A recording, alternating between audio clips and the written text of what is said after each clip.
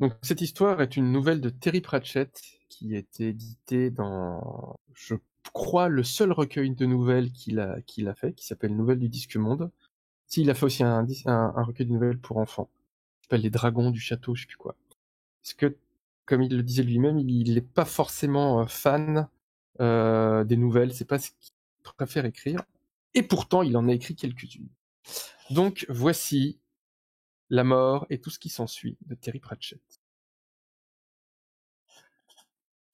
Quand la mort se présenta au philosophe, celui-ci lança d'une voix excitée: « En cet instant, vous êtes conscient que je suis à la fois mort et pas mort ?» La mort lâcha un soupir.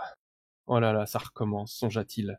Oui, comme dans tous les romans du Disque Monde, ce n'est pas une nouvelle, la mort est de sexe masculin. » Note du traducteur. « Est-ce que je vais encore avoir droit à des histoires de quantum ?» Il détestait avoir affaire à des philosophes. Il cherchait tout le temps à se défiler. « Vous voyez, dit le philosophe, tandis que la mort regardait sans bouger le sable de sa vie s'écouler dans le sablier, tout est constitué de petites particules qui ont l'étrange propriété de se trouver dans des tas de lieux différents en même temps. Mais ce qui est constitué de toutes ces petites particules a tendance, lui, à rester en un seul lieu à la fois. Et ça ne paraît pas concorder avec la théorie du quantum. Je continue ? Oui, mais pas indéfiniment, dit la mort. Tout est éphémère. Il ne quittait pas des yeux le sable qui cascadait. Bon, alors si on est d'accord qu'il existe un nombre infini d'univers, le problème est résolu. S'il existe un nombre illimité d'univers, ce lit peut se trouver dans 1 million d'entre eux, tous en même temps. Est-ce qu'il bouge ? Quoi ? La mort désigna le lit de la tête. Vous le sentez bouger ? Non. Parce qu'il existe aussi des millions de versions de moi-même. Et c'est ça le bon côté des choses. Dans certains univers, je ne suis pas en train de mourir. Tout est possible.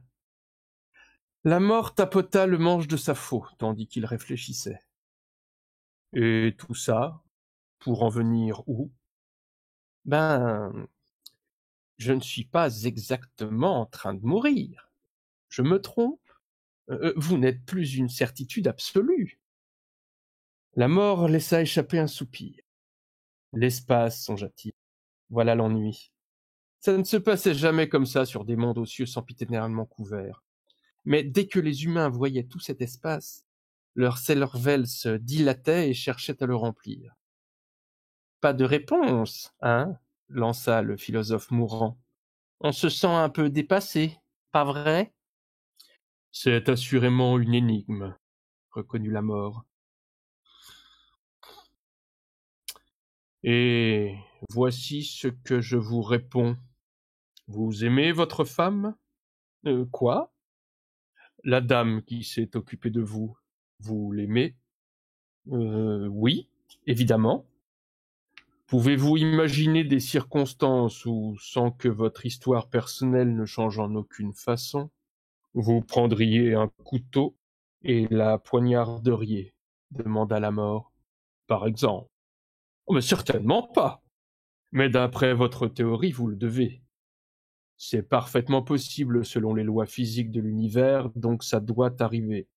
Et même des tas de fois. Chaque instant est des milliards et des milliards d'instants. Et dans ces instants, tout ce qui est possible est inévitable. L'ensemble du temps, tôt ou tard, se réduit en un instant. Mais on peut tout de même opérer des choix entre... Quel choix ? Tout ce qui peut arriver doit arriver.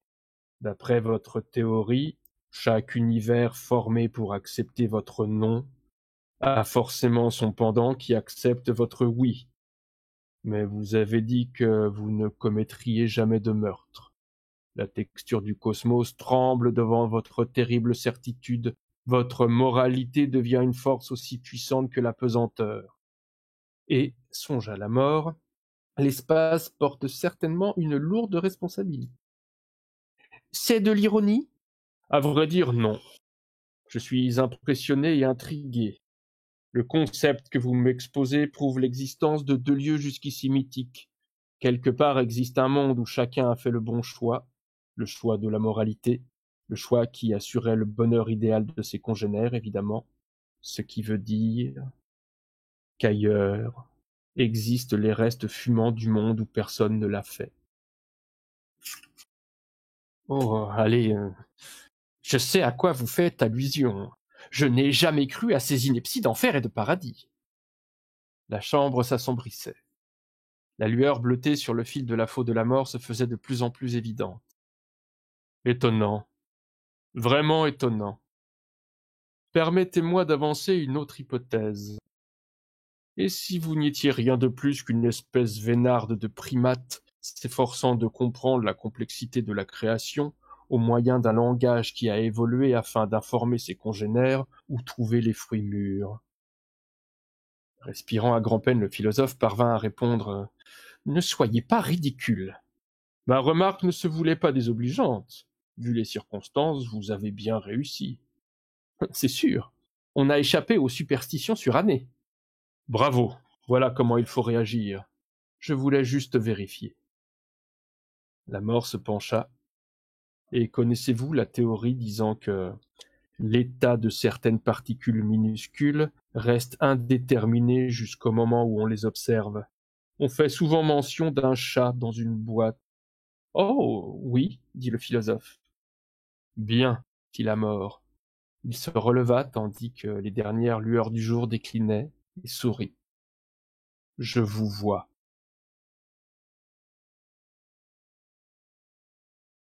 Voilà comment se termine cette nouvelle très courte de Terry Pratchett. C'est très physico-centré sens de la vie. C'était sympathique. Merci beaucoup, Guillaume. De rien, c'était un plaisir.